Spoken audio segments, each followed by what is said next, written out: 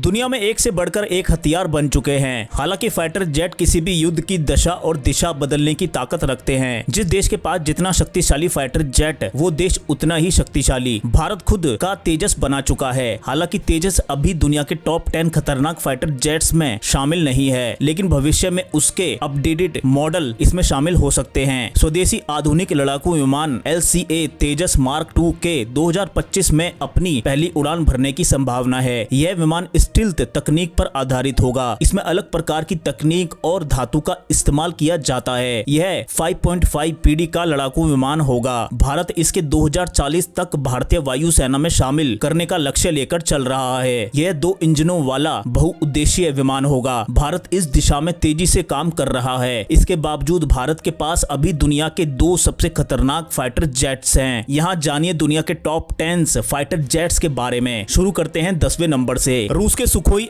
Su-30, Su-35 और Su-37 रूस के Su-27 प्लेटफॉर्म पर आधारित हैं। इन्हें अपग्रेड कर 4.5 PD तक का बना दिया गया है। Su-35S अभी सबसे अपडेटेड है। भारत ने Su-30 को अपडेट किया है। रूस के ये सभी विमान कई युद्ध लड़ चुके हैं और दुनिया में अपना लोहा मनवा चुके हैं। यहाँ तक कि इनके सामने स्टील्थ तकनीक वाले विमान भी घबराते हैं। कारण स्टील्थ तकनीक का फायदा सिर्फ इतना है कि इन्हें रडार नहीं पकड़ पाते, लेकिन एक बार पता चल जाए तो रूस के ये लड़ाकू विमान उन्हें भी पसीना दिलवा सकते हैं। यूरोफाइटर टाइफून को UK, जर्मनी, फ्रांस, इटली और स्पेन ने मिलकर बनाया है। टाइफून चौथी पीढ़ी के जेट माने जाते हैं। इसका अपडेटेड वर्जन ट्रेंच 4 है। इसे यूरोप के कई देशों के साथ सऊदी अरब और कतर भी इस्तेमाल करते हैं। ये भी कई युद्धों में शामिल हो चुका है और काफी खतरनाक माना जाता है। डसॉल्ट राफेल और यूरोफाइटर टाइफून काफी हद तक एक जैसे हैं, खास तौर पर इसलिए क्योंकि इनका विकास एक ही विमान के रूप में शुरू हुआ था। हालांकि 1980 के दशक के मध्य में फ्रांस ने अपनी जरूरतों के लिए एक अलग लड़ाकू विमान बनाने का फैसला किया। टाइफून के विपरीत राफेल का एक ऐसा संस्करण मौजूद है जो विमान वाहक पोत पर उतर सकता है। ये हवा से लॉन्च किए जाने वाले परमाणु हथियार ले जाने में सक्षम है। राफेल का F3 अपडेटेड वर्जन है। राफेल 4 पर काम हो रहा है। ये भारत के पास भी है। राफेल भी जंग में अपना जौहर दिखा चुका है और इसके सामने अच्छे विमान पानी मांगते हैं। बोइंग F-15 ईगल चौथी पीढ़ी के पहले लड़ाकू विमानों में से एक है। यह दुनिया का एकमात्र ऐसा लड़ाकू विमान है जिसने 100 से ज्यादा एयर टू एयर मिसाइल मार गिराए हैं और हवा से हवा में कोई नुकसान नहीं हुआ है। इसे लगातार अपग्रेड भी किया गया है। इसके नए वेरिएंट में सबसे उन्नत तकनीकें शामिल है। बोइंग द्वारा विकसित F-15EX ईगल 2 जेट का अपग्रेडेड वर्जन है। अमेरिका का ये विमान काफी खतरनाक है। 2017 में पेश किया गया चीन का पहला 5वीं पीढ़ी का फाइटर जेट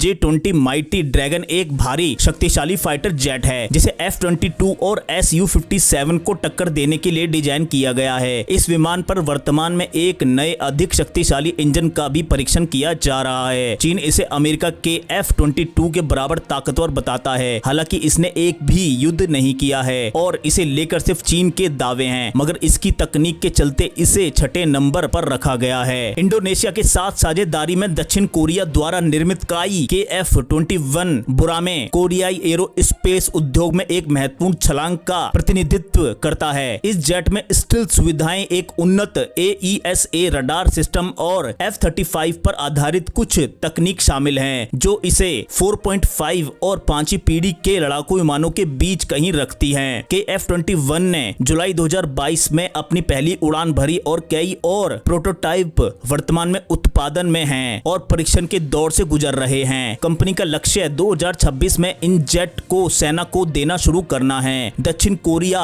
तकनीक के मामले में काफी आगे है, साथ ही इसे अमेरिका का भी काफी सहयोग मिलता है। इसलिए अभी इस विमान के पूरी तरह ट्रायल पूरे हुए बगैर ही माना जा रहा है कि ये बहुत ताकतवर होगा। चीन का नया stealth fighter jet J-35A air show चीन 2024 में डेब्यू कर गया है। J-35A मध्यम आकार का multi role stealth fighter jet है। यह सतह से हवा में मार करने वाली मिसाइल हथियार प्रणाली और नए प्रकार के सशस्त्र टोही ड्रोन जैसे नई हथियारों से लड़ने में सक्षम है। चीन इसे अमेरिका के F-35 के बराबर दावा कर रहा है। हालांकि अभी इसे सेना में शामिल होने में भी समय लगेगा कागजों पर और चीन के दावों की वजह से इसे और J-20 को सूची में ऊपर रखा गया है। लेकिन राफेल, टाइफून और सुखोई कई युद्धों में अपनी ताकत दिखा चुके हैं। सुखोई Su-57 फैलान रूस का पहला स्टेल्थ विमान है। हालांकि कई समस्याओं और देरी के कारण इसका विकास धीमा हो गया था। आने वाले वर्षों में